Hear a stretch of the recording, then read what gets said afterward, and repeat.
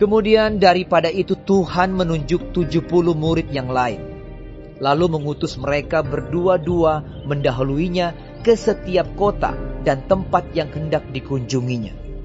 Katanya kepada mereka, "Tuaian memang banyak, tetapi pekerja sedikit. Karena itu mintalah kepada Tuan yang empunya tuaian, supaya ia mengirimkan pekerja-pekerja untuk tuaian itu. Pergilah, sesungguhnya aku mengutus kamu seperti anak domba ke tengah-tengah serigala. Janganlah membawa pundi-pundi, atau bekal, atau kasut, dan janganlah memberi salam kepada siapapun selama dalam perjalanan. Kalau kamu memasuki suatu rumah, katakanlah lebih dahulu, damai sejahtera bagi rumah ini. Dan jikalau di situ ada orang yang layak menerima damai sejahtera, maka salammu itu akan tinggal atasnya. Tetapi jika tidak, salammu itu kembali kepadamu. Tinggallah dalam rumah itu, makan dan minumlah apa yang diberikan orang kepadamu, sebab seorang pekerja patut mendapat upahnya. Janganlah berpindah-pindah rumah.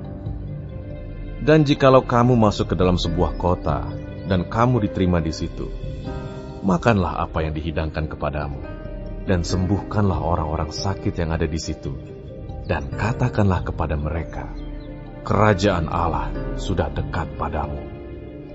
Tetapi jikalau kamu masuk ke dalam sebuah kota, dan kamu tidak diterima di situ, pergilah ke jalan-jalan raya kota itu dan serukanlah, juga debu kotamu yang melekat pada kaki kami kebaskan di depanmu.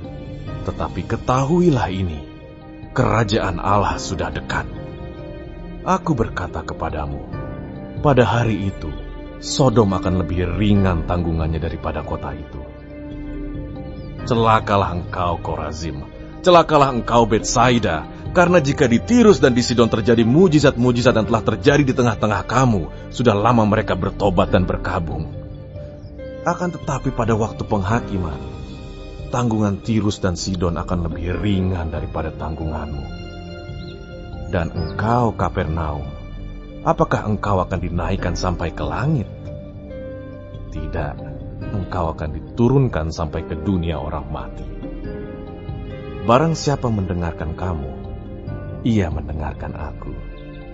Dan barang siapa menolak kamu, ia menolak aku.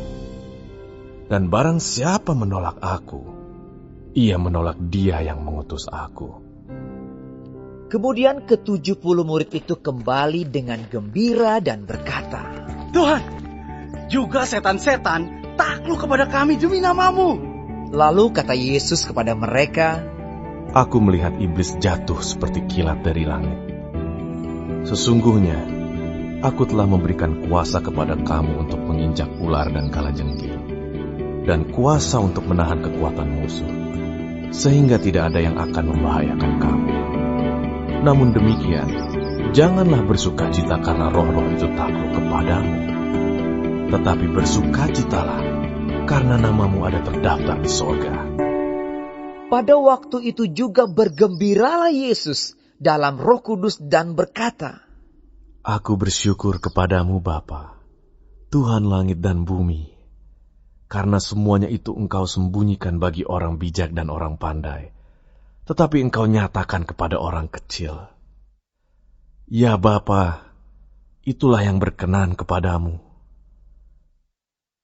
Semua telah diserahkan kepadaku oleh Bapa-Ku, dan tidak ada seorang pun yang tahu siapakah anak selain Bapa, dan siapakah Bapa selain anak, dan orang yang kepadanya anak itu berkenan menyatakan hal itu.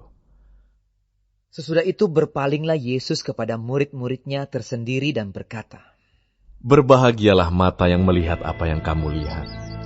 Karena aku berkata kepada kamu, banyak nabi dan raja ingin melihat apa yang kamu lihat, tetapi tidak melihatnya, dan ingin mendengar apa yang kamu dengar, tetapi tidak mendengarnya. Pada suatu kali berdirilah seorang ahli Taurat untuk mencoba Yesus. Katanya, Guru, apa yang harus kuperbuat untuk memperoleh hidup yang kekal?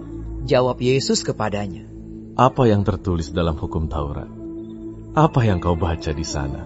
Jawab orang itu, Kasihilah Tuhan Allahmu dengan segenap hatimu, dan dengan segenap jiwamu, dan dengan segenap kekuatanmu, dan dengan segenap akal budimu, dan kasihilah sesamamu manusia seperti dirimu sendiri. Kata Yesus kepadanya, Jawabmu itu benar.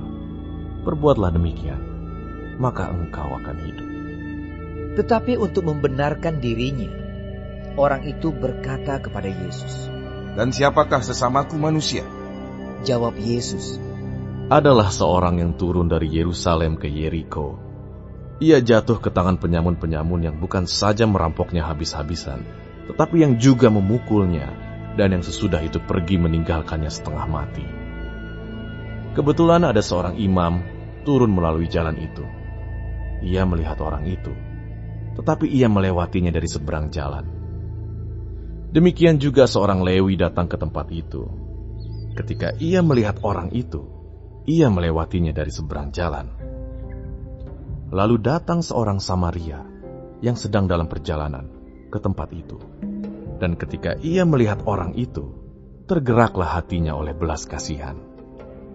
Ia pergi kepadanya lalu membalut luka-lukanya, sesudah ia menyiraminya dengan minyak dan anggur. Kemudian ia menaikkan orang itu ke atas keledai tunggangannya sendiri, lalu membawanya ke tempat penginapan dan merawatnya. Keesokan harinya, ia menyerahkan 2 dinar kepada pemilik penginapan itu. Katanya, Rawatlah dia, dan jika kau belanjakan lebih dari ini, aku akan menggantinya waktu aku kembali. Siapakah di antara ketiga orang ini, menurut pendapatmu, adalah sesama manusia dari orang yang jatuh ke tangan penyamun itu? Jawab orang itu, Orang yang telah menunjukkan belas kasihan kepadanya. Kata Yesus kepadanya, Pergilah dan perbuatlah demikian. Ketika Yesus dan murid-muridnya dalam perjalanan, tibalah ia di sebuah kampung. Seorang perempuan yang bernama Marta menerima dia di rumahnya. Perempuan itu mempunyai seorang saudara yang bernama Maria. Maria ini duduk dekat kaki Tuhan dan terus mendengarkan perkataannya. Sedang Marta sibuk sekali melayani.